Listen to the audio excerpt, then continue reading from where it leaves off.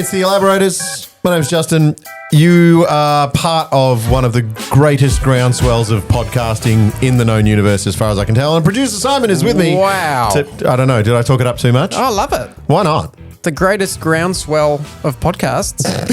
I've got nothing to back that up. Can you please get me some social science to back that up? I can aim for some stats. Absolutely. Yep. If you'd like to write in and say there's 700 people listening with you at the same time, we can take your statistic of one person listening and turn it into 700. Yeah. Why not? Hey, very special episode of the podcast coming up today because... Yes. Because we've got a special guest who is not with us in the room. Not with us in the room, but in another room altogether. But before we get there, through the week, of course, we spoke to Joy Rivera last week, and she spoke to us about the abundance of, the best sandwich in the world, the $18 sandwich, which has become the mythical sandwich. And we may put this to our guest, but have you, through the week of gratitude, because you've lived in gratitude this week because of, how she challenged us last week, what are you thankful for this week, and have you had a better toasty than ever before? I did have another ham and cheese sandwich, and it was a toasty, and just it was a good another. one. Yeah, just one for this week. And it was as good as the one last week because I'm making the same. You are Captain Consistency. I will say that about you. If there's one thing I know about you, producer Simon, it's that if the world is consistent, you're a happy man. That's true. Yeah. That's true. And then what am I grateful for? What are you grateful for? Let's have a think. I got some. My kids are doing great at school. Yeah. So nice. I'm grateful for how hard they're working and that they're getting success. And I'm going to say I'm grateful for my under-18s basketball team that actually listened to some of my coaching last week. Not a huge percentage of it, but slightly enough to win. They won the week before. They lost this week, but they lost to a much better team, and actually this is round of applause. Okay. They even admitted that they lost to a better team, which for an under-18s basketball team, that's pretty humble of them. Sure. I thought that would have been the go-to with a loss. Oh, they were just so much. They were way no. You never admit that. You're like, no, they were jerks. It was the umpire's fault. They were rough, whatever. And I said, mate, they were better athletes than you, and they beat you fair and square. And they said, yes, they did. Okay. They did indeed. Hey, that's enough of that. Sure. We've got a special guest who is living on the other side of the world, and she's a friend of ours. So I will just tell the audience to applaud as we welcome back our friend Lisa. Woo! They're pretty pumped. Our studio audience, they're here for it. Hi, Lisa. How you doing? I'm good. Hello. Hello. On the other side of the world in South Asia, and what's the temperature there right now? Right now it's a sticky 26. It's monsoon season. So it's raining, but it's still hot. You've been there, I believe, 4 years, the better part of 4 years now. Have you acclimatized? No. The one thing I really forget to figure out is riding in monsoon weather. I'm so used to driving a car in Melbourne, so I have the shelter. I have the heater. But here I just have a plastic bag that I put over my head and I drive in the rain and I get so mad. And when you need to stop on the road, you put your foot in a puddle. It's just... Yeah, I have not figured that out yet. Do we need to send you a plastic bag that you put over your head? No, it's a poncho. It's a good. Okay, I was going to say. I was going to say we can provide raincoats. Sounds like sitting at the footy with a garbage bag on your head. Your mum got the Coles bag out and said, just stick it on your head. We're staying till the end of the game. Yep. I mean, worst case scenario, if I don't have my poncho with me, I'm looking for a plastic bag to just put on the seat so it's not wet. But yeah, it can get... With monsoon, it can get quite steamy in that plastic bag as well. Right. So you've got the around you, the steam on the inside.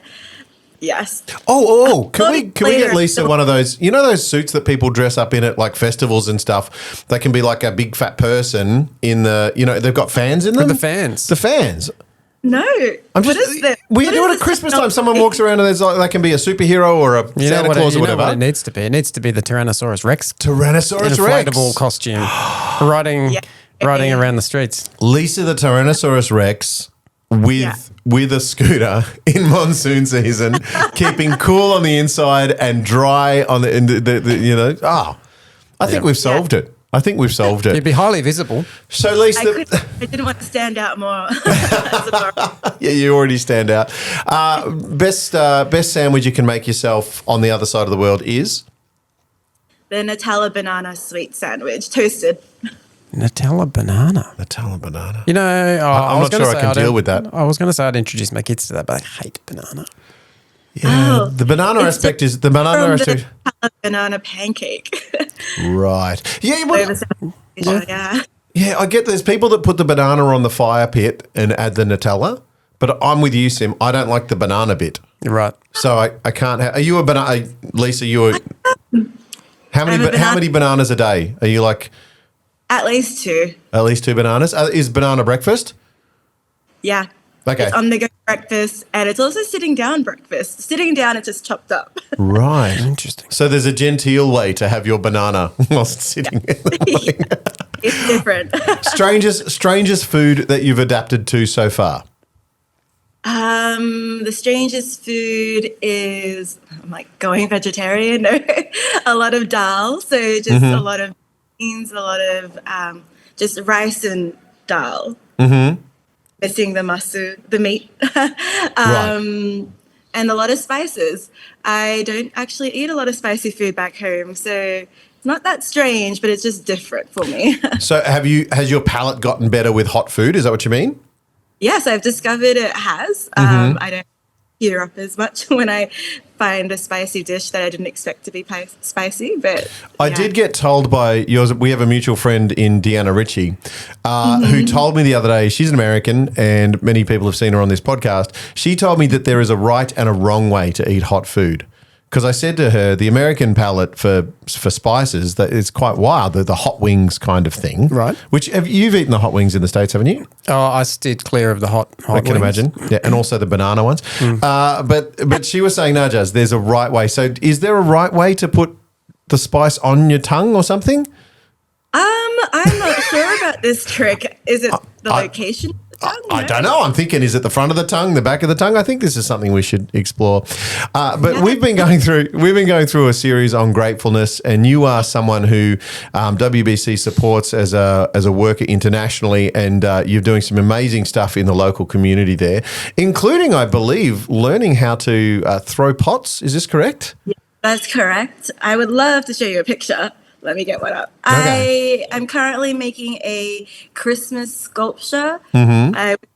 I shouldn't have given you the tip away. I should have made you guess what I was making. Okay, let me guess. Is it a Christmas sculpture? Yeah. Oh, wow. Into that. The other way, yeah, other way. Up the other way. Yeah, there you go. Beautifully done. That's nice. Ooh. I think I can guess who that is too. You can guess. Yeah. That was Steve and Sally. They were the predecessors to Mary and Joseph, who were the first ones in the stable. Steve and Sally. They're not necessarily names I've heard often. but someone had to try it first. Okay. Yeah, I'm guaranteeing there were some other people that stayed in that stable earlier, because I reckon that guy that owned that motel had probably sent people to the stable before. So that's Steve. But am I right in my guess that maybe I'm on the right track there? Yes, you are correct. The story of Christmas. So hopefully it's an ornament that I can give to people here as a gift. Oh, so you're planning on making multiples? I am planning on making multiples. That was trial number 1. Wow. What was it made from? Clay, mud. Yeah, great. That's nice. With some dal and spices on the side. You can actually put your dipping sauce in it afterwards. It's really good. But that's something you're actually learning. That's your area of study right now. Is that right? Yeah. Yeah, it's my platform where I can just be and connect with both local people and foreigners. It's a good way, and also a good creative outlet for myself. Do you find that it's a way of having I assume, how's your conversational language going? Are you getting used to the language? Yeah, conversational is, I'm going to say it's good. Yeah.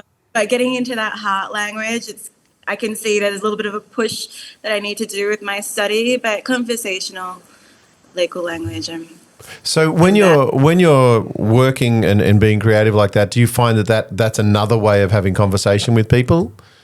Yeah, just more so with my teacher. Okay.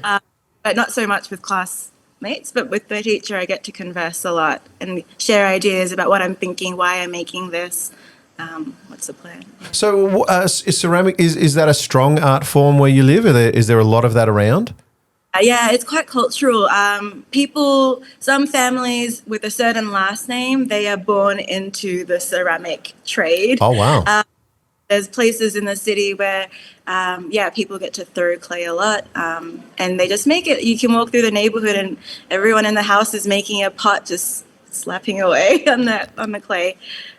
So it is, yeah. Is it mainly in a functional? They're making bowls and things, or is it sculptural, or a bit of combo? It's a bit of a combo. They do use the sculptures in like worship practices as well. So there's a religion tie to it, or whether it's food, like cultural foods as well, like storage or making, and then just for beauty. Yeah. So, and you're saying at the moment there's a lot of goats around because it's festival season. Is that right? Yes, this month, every Monday, I'm seeing more goats than usual. But then October as well, that's the time where goats are often on the street, but you only see them for a day or two. Yeah. For the kids listening at home, maybe shut your ears. Why is that? Why do you only see them for a day or two? It's a celebratory meat. So when celebrating a festival, it's the go-to meat to eat and share with family and friends. So that, yes, I do see a lot of goats around sometimes. Yeah. Now I know that you've been there 4 years now. Do you find the homesickness is a different thing now? Do you still sort of pine for Melbourne and a car that covers your head instead of a poncho? Especially in the rain, yes. Every season I pine for the car. But yeah, I've adapted to life in the city here. I've found the local spots where I get my sandwich equivalent or a coffee that feels like a Melbourne coffee. But nicely done. And I remember what a Melbourne coffee should be like. So you've lowered your bar of expectation to fit in culture. That's good. Unknowingly, but there are comforts here that I've adapted to. So it's good. So at the moment, as we talk to you 4 years into the journey, what are you most grateful for at the moment? I am most grateful for the community that's built over those 4 years. I think if I reflect back to my first year, I was still in that getting to know people stage, meeting friends, making connections, and hoping we'll have someone to hang out with. But now after 4 years, I've built that community. I recently had my mum and dad visit, and they visited this time visiting. The first time was pre-COVID, and at that time I was showing them a lot of tourist things or like places to go, places to eat. But this time when they visited, we were just going to a lot of people's living rooms and having a meal with them, and that's just something that I could reflect on and see that growth in living here after such a long time. I'm grateful for that community. That's wonderful, yeah, because the idea of a local is there's people to pop in on. You can pop in. You're a pop-in person. Yeah, people call me over for a meal, they drop chia over. You can see that there's that comfortable level now. Are you the hostess? Do you like hosting people at yours as well? I do like hosting, but I'm not usually the hostess, but I do enjoy it. Well, there you go. I have enough cups and enough chairs, but I need to keep filling them up. Well, you're a ceramicist now. Just make more cups and bowls. Exactly. And chairs. Oh, a ceramic chair. Moved gently. Yeah, but I've got the mugs down pat. Nice. Yeah, you got the mugs going on. That's great. I know that you're hanging out. There's a bit of an international crew there as well. As much as you are assimilating, you've got the language down, you've got the culture down. What's the other sort of other nation that you're seeing the most of? Because there's not many Aussies, is there? No, there's not many Aussies, but that's the blessing of the diversity of the culture here. I've got some American friends, some people from the UK, South Africa, South America, and we get to bond over like watching the World Cup, the Women's World Cup at the moment, seeing Australia win, or just sharing meals together, going to church together, watching TV together. It's fun. Just sharing times. You've been travelling a lot, at least twice a month, I believe, to regional areas. What does it mean to travel to a regional area? Is that a big undertaking? Yes, it is quite a big journey when you want to travel from the city, either east or west. It requires kind of getting up early in the morning, whether it's 5 a.m., 6 a.m., to catch a local bus or to catch the plane. which is always delayed by the monsoon weather, whether it's a landslide or whether it's a truck that needs to be recorrected and make room on the little road to get past the hill or the mountain. It's a bit of a journey, a bit of an adventure to go and travel, but I do get to travel to meet students in local churches in different parts of the country and just have fellowship with them over the weekend, and that's a big blessing of the work that I get to do here. So getting there is good. Finally reaching there is good. The journey there is a struggle. And when you get to these places, have you visited enough times now that they know who you are and you're creating community in those little villages as well? Yes, it's so good. That's what I love now. Also, that I've been enough to this place. I'm like, I have my local cheer shop, or I know how to use public transport there. It's become such a familiar setting. That I can be quite independent there as well, or I have students to pop into, or a pastor to visit or something. Yeah, that didn't happen 3 years ago, so that's cool. That's pretty, so that's amazing. Certainly something to be thankful for. And when you're supporting this, I know you're part of an international church when you're there, and is that a bit of a home feeling as well?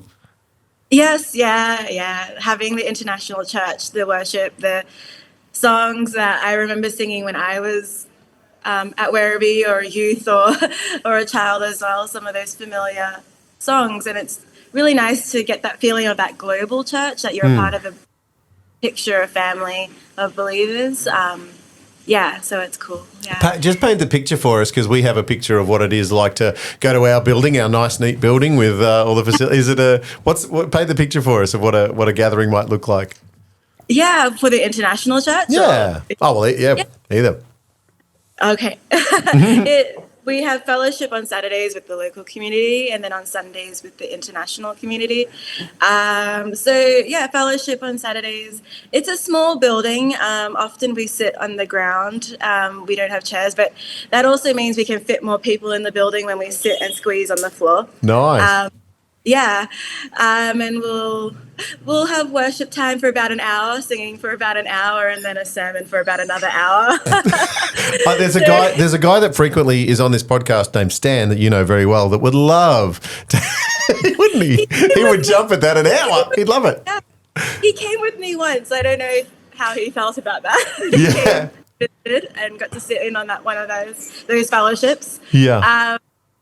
And then the international community is quite similar. Like, we have a building that we rent from the local people, and praise and worship, squeeze as many as you can inside, and it's really cool to see lots of people gather. How many people typically would be able to sit on the floor and be part of that? In a local fellowship, maybe 50. It's a small room. 50, yeah. And do you do any singing or speaking in those spaces? I've been invited many times, and more I just do the small group studies after. But right. I don't. Yeah, I play the tambourine. Oh, good on ya! Shake that tambourine. I was going to say, make yourself a ceramic one. Why not? Yeah. That would be difficult for a tambourine. A clay tambourine? A clay tambourine. Doesn't sound overly practical, does it? No, not really. I don't know. Depends on your firing, I guess. How good you're firing. Can you make a really stiff-brimmed... We may have gone off topic. At the moment, what are the biggest challenges for you, Lise? That's a great question. The biggest challenges... while my language has come a long way, I do still feel like there is that depth of language that I want to push through and get through to that next level of communication is a bit of a challenge. But I think it's beautiful when a lot of local friends see when I'm trying and they just help me along. But I would just want to get there, that having that patience and that challenge. Missing home can be a challenge sometimes, but it's also good because of the community here. There's different things each day, whether it's the rain, the monsoon rain, or the missing home, or the language. It comes up again and again. What do you do to find that centered place, that place of peace? What are your daily practices to find that for yourself? Yeah. Like you mentioned, the gratefulness series you guys are in, I try and just remember each day I try and practice that gratitude. I brought my jar. Oh, tell us about the jar. So yeah, each evening I will write at least one thing down that I saw God at work in that day, or encouragement, or basically something I'm thankful for. And I put the jar and I push all the post-it notes in, and I will open that jar up when I need some remembering, need some reminders. But yeah, so that spending my quiet time, remembering what brought me here, why I'm here, and there's a verse in the Bible about taking every thought captive, and just reminding myself of the truth of God's faithfulness, His character, His promises. Yeah, that's a daily practice. Do you feel like you're in a more of a thriving place at the moment? I know when you first go, it's a bit of that honeymoon period and you're just kind of getting through. There has been some real tough times. Where are you on the struggle to thrive scale at the moment? I think in opportunities like this, where I get to speak to people and reflect intentionally, yeah, I can see that joy in the season and the group. Yeah, so I appreciate these moments. But yeah, it's coming towards the end of this particular term and you get a little bit tired of that cultural adjustment or not understanding everything. So where am I in that scale? Not at the top. Yeah. Yeah, be honest. And look, of course, part of it is, we're your friends back here in Melbourne, and we are thinking of you often, and certainly praying for you and sending whatever support we can. At the moment, I believe, of the support you need, it's the bucket's full at the moment, and that must feel like a good thing. Yeah, that was also a big answer to prayer. I had been praying at least over the last 4 months with supporters who get my newsletters, just praying about the ongoing practical needs that I have. And just a couple of weeks ago, I found out that all those needs are met in a sustainable way. And so I'm very thankful for all you guys back home who can help me and support me and partner with me in being here. And also just, thankful for his provision and encouragement. You've got again, going over as a single person, you haven't taken a family member with you or anyone. It's just Lisa in her own little bubble. Do you feel like you've got that surrogate family there yet? Yes, I have the sisters that we can bond over and go to, and the neighbors. My landlord who lives next door, he's always, when my parents came, he was saying, "Oh, she's like a daughter to me," and I don't know if my parents loved that. Oh. They're a bit jealous, but also, no, it is good. There are people looking out for me as well, and community that I have to connect with here, and that relationships are there. Yeah. Do you find that there's still enough Western influence over there? Have you seen the Barbie movie? That's the big question, of course. I have not seen it, but I know that I feel I should. I've heard so much about it. I haven't seen it either. Don't worry about it. Producer Simon organised for us to see Oppenheimer, so we started there. So we've learned our life lessons, haven't we? Absolutely. Yeah. Yeah, that was great too. A couple of my American friends went. Yeah. And it was highly recommended. Yeah, I think the lesson was don't be Oppenheimer. Was that right? Yeah, there's a few people in that one I wouldn't be. Yeah. Okay. We've got some archetypes of who's Lisa, who's your hero? If you were to say this is the person that I would most like to emulate, is there a person that comes to mind, or a person from history, person that you have hung around with? Well, the first person that came to my mind as you said that was actually my mother. Just how prayerful and faithful she is, and loving and generous she is. And I watch sometimes and go, "Oh, that's too much," or "You're being too nice," or "What are you doing?"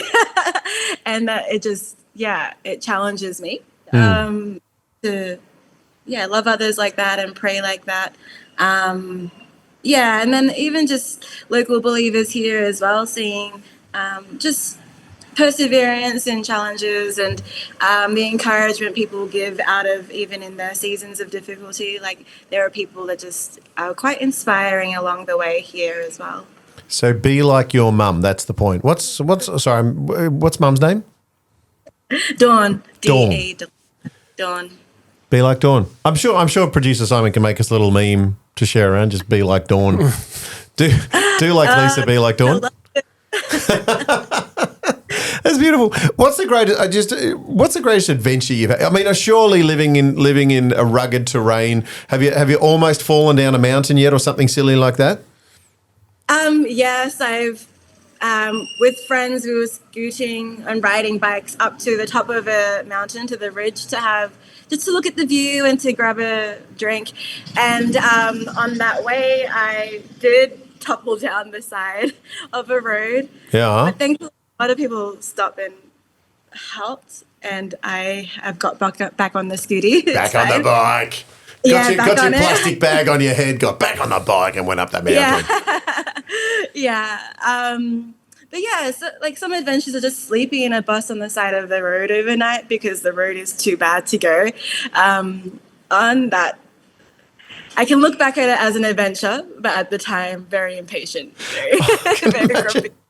Sitting in a bus, and I'm assuming they've turned the air conditioning off at some point, and yes. you got your neck creaked up against the glass trying to sleep.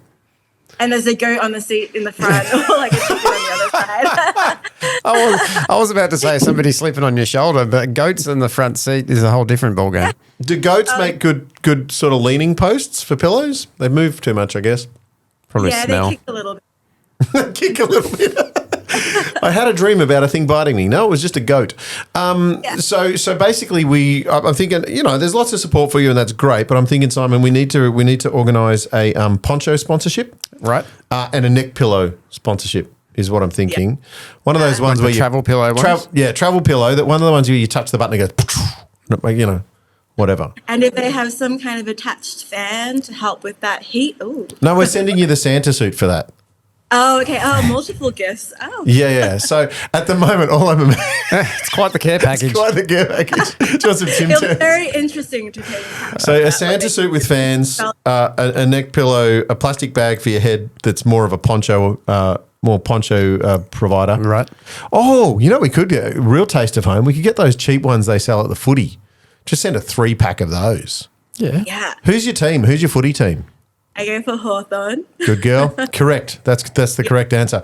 Yes. Not a great season, but my son tells me, because my son's 17, so he talks about these kids we've got, Dad, these kids. Right. It's going to be a good team next year. They say that every year for the bottom six. I think every team says that if they're losing. It's good. It's good rebuild season. Right. Have you been watching the Matildas play? I have been, yeah. Just the last game.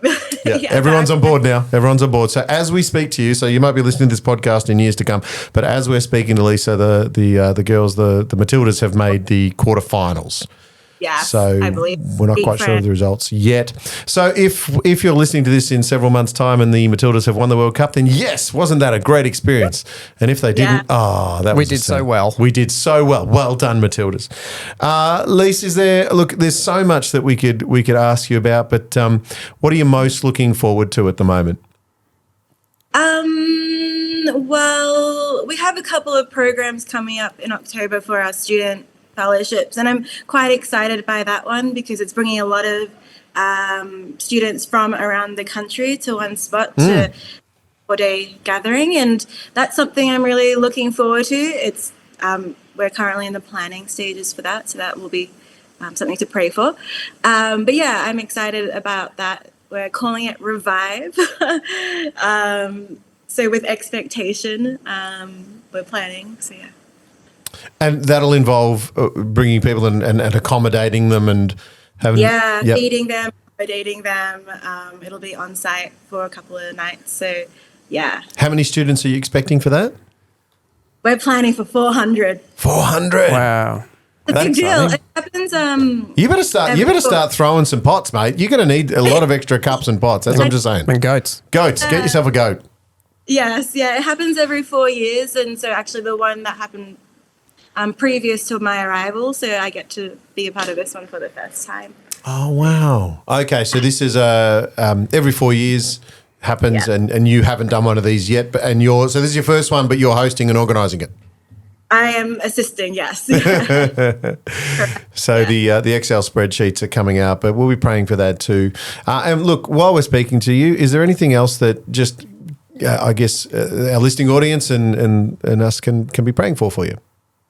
Yeah, so be praying for these events that we're hosting, for just all those details that needs to be put together. Sometimes planning in a foreign country can take a lot longer than in a place that you know what's going on.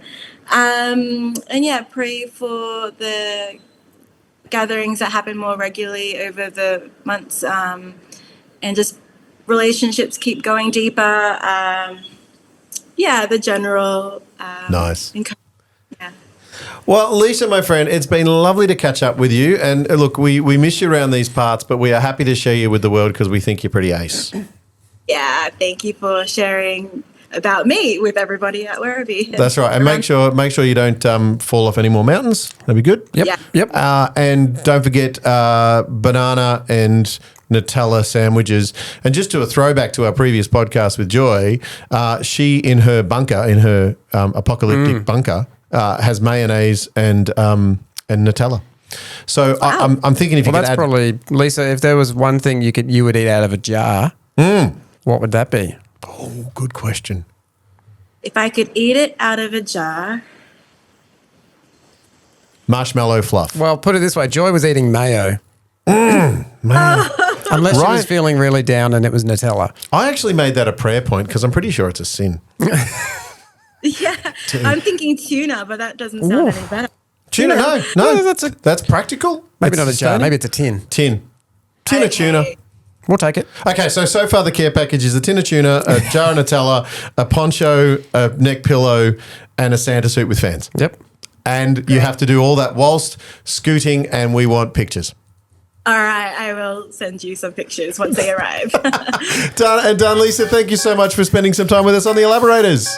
Yeah, thank you for having me. You're a legend. We miss you, and we'll see you when you come back and visit us soon. Yes, see you soon. Lisa, see you later. Producer Simon, thank you for being part of this. Thank you for all of the things. It's been fun hanging out with you. And if you want to know anything more about the Elaborators, hit us up on the socials and send us ponchos. Ooh. I don't know. Yeah, sure. What Elaborators ponchos. Elaborator ponchos. For all the times it rains in the studio. I think we should send... Lisa, would you like an Elaborators poncho? Yes, I would. Done and done. Permanent marker, I think, is all about all we can do on that one. See you next time, guys. Bye.